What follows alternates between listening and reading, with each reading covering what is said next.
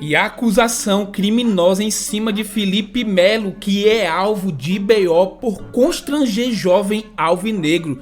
Existe agora uma denúncia de uma mãe que ele teria constrangido um adolescente, Hulk perde pênalti, mas Davidson garante a vitória do Galo e a classificação para a próxima fase da Libertadores da América. Nesse vídeo você verá a entrevista emocionante de Davidson e o seu pronunciamento após o jogo. Bora lá, galera! Realmente, primeiro agradecer a Deus pela oportunidade.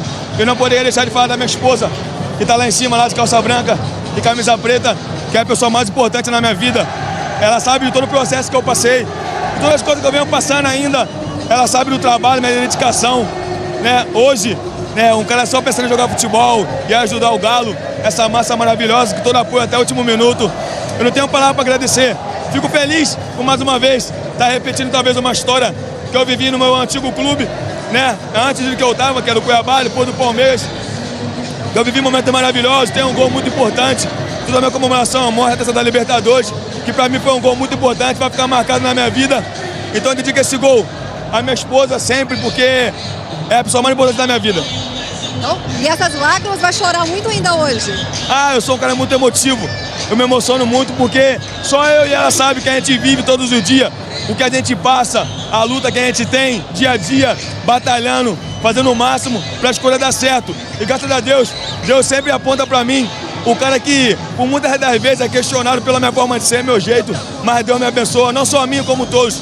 Mas não quero me exaltar muito, acho que o trabalho do treinador, de toda a comissão, do grupo, é de se parabenizar a todos. Eu acredito que passou a equipe que melhor propôs o jogo hoje. A gente não conseguiu, sabe? É difícil falar. O Davidson, obviamente, foi determinante. O primeiro ele cabeceia, pega na minha cabeça, senão a bola é na mão do Fábio. Já tinha tirado algumas bolas. E quando ele cabeceou, não vi de onde ele veio, enfim. Aconteceu o primeiro gol, depois a pressão veio. O segundo era um pouco mais evitável. Mas a gente não fez um bom jogo, essa é a verdade. A gente fala tanto em merecimento, né? E hoje, eu acho que no primeiro confronto foi mais ou menos igual. Hoje eu acho que eles tiveram uma melhor noite e foram premiados com a classificação. Infelizmente agora é descansar e tentar tirar o clube dessa situação do Campeonato Brasileiro. Deixa eu ver aqui o Marcelo. Marcelo, o que não deu certo na estratégia do Fluminense? O que não deu certo na estratégia do Fluminense? É difícil falar porque eu entrei no segundo tempo, mas quando você está dentro do campo é diferente de quem está fora. Mas eu acredito que eles foram merecedores, fizeram mais do que a gente tentou, mas não conseguiu. Acho que isso serve de lição para esse final da temporada agora, para não dar mole, porque a gente tem que dar a volta por cima, mas tem que sair dessa situação. A gente sabe que futebol é isso, né? Altos e baixos. O que não pode deixar é baixar a cabeça, deixar se abater. Que a gente sabe que um jogador, quando deixa a confiança lá embaixo, é muito difícil você conseguir ajudar seus companheiros. Então eu procuro trabalhar principalmente minha mente quando acontece situações assim, onde eu perco um gol, um pênalti. Porque quando o Paulinho também perdeu aquela chance, eu falei, levanta a cabeça que você está sendo fundamental pra gente. Não é um gol que vai perder, que vai mudar todo o teu desempenho. Então é muito importante pra gente manter o nosso foco, foi o que eu tentei fazer. A minha equipe me ajudou bastante também, me acompanharam. Naquele momento, quando eu perdi o pênalti, me acompanharam, que sim, tínhamos outras oportunidades pela frente, conversamos bastante no intervalo, voltando, fazendo a mesma coisa que iniciamos e terminando fazendo no primeiro tempo. Então acho que, sem dúvida alguma, eu acho que hoje foi uma das melhores partidas nossas aqui na nossa casa, diante do grande adversário, que é o Fluminense, atual campeão da Libertadores. E na Libertadores, né, que é nosso sonho, nossa obsessão, eu sonho com esse título. Né, peço a Deus diariamente para que Ele realize meu sonho. Estou colocando esse sonho como objetivo também, não só eu, mas como todos os meus companheiros. Você escreveu uma carta aberta para a torcida, prometendo lutar até o fim, cumpriu a promessa e também até emitiu um atestado médico do Dr. Givanildo, né, pedindo para que os patrões liberassem os torcedores, os patrões liberaram e a torcida compareceu em peso, né, mais de 40 mil pessoas. Pois é, né, a carta aberta ali que a gente conseguiu transmitir e sentir também um pouco do calor da torcida.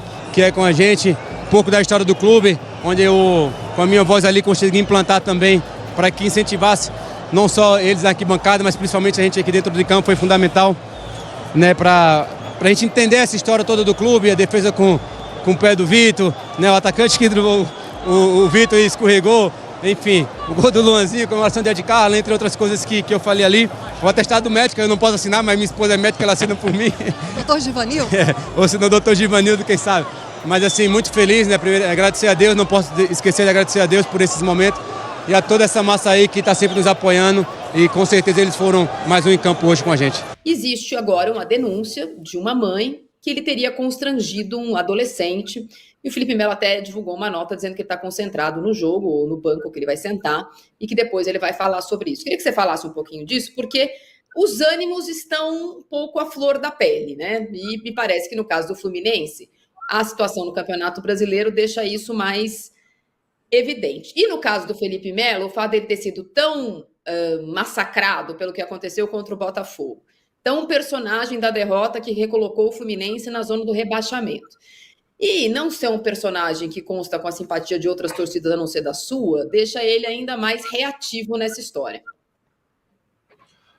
Marília, e nessa situação, né, que vive o Fluminense, né, principalmente na zona de rebaixamento do Campeonato Brasileiro, o ideal, e eu vi assim quando eu jogava, né, o ideal é você ficar em casa, não sair para não correr esse risco, né, porque o Felipe é um cara que a gente sabe muito bem, por toda a carreira, um cara autêntico, espontâneo, para não dizer outras coisas, mas de uma personalidade muito forte, né? Então, se de fato o menino foi falar alguma coisa para ele mesmo, ele não vai deixar barato, ele não vai deixar quieto. Então, galera, segundo informações do G1, Felipe Melo, ele é investigado por uma ameaça contra adolescente em condomínio. A mãe diz que o jogador gritou com o jovem.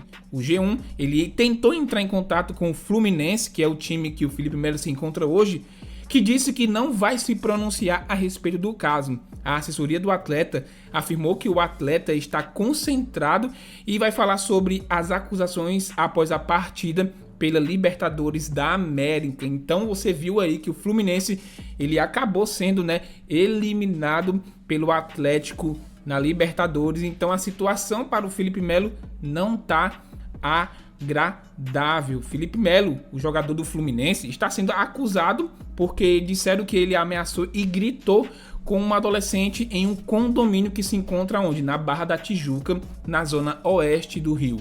O caso ele foi registrado sim na 16ª DP da Barra da Tijuca como uma ameaça. Então, o Felipe Melo ele vai se pronunciar sobre o caso, isso após, como segundo informações, após o jogo que já aconteceu, o horário que eu tô postando nesse vídeo é após o jogo do Fluminense e Atlético Mineiro. Então, provavelmente, em alguns instantes, ele vai estar falando sobre esse caso e se pronunciando sobre essa ameaça, essa suposta ameaça que ele fez a esse jovem. Esse registro foi feito na delegacia pela mãe do jovem. Felipe Melo, atleta do Fluminense, questionou o adolescente de 15 anos, morador do mesmo condomínio onde ele mora, sobre qual era o time dele. Quando o jovem respondeu que era Botafogo, Felipe Melo ele acabou gritando com o rosto colado ao da vítima. Então, foi uma situação bem complicada. Vamos ver o que Felipe Melo vai falar sobre esse caso, e ele está sendo praticamente acusado dessa ameaça, tá bom? Deixa o like no vídeo, se inscreva no canal e até a próxima notícia.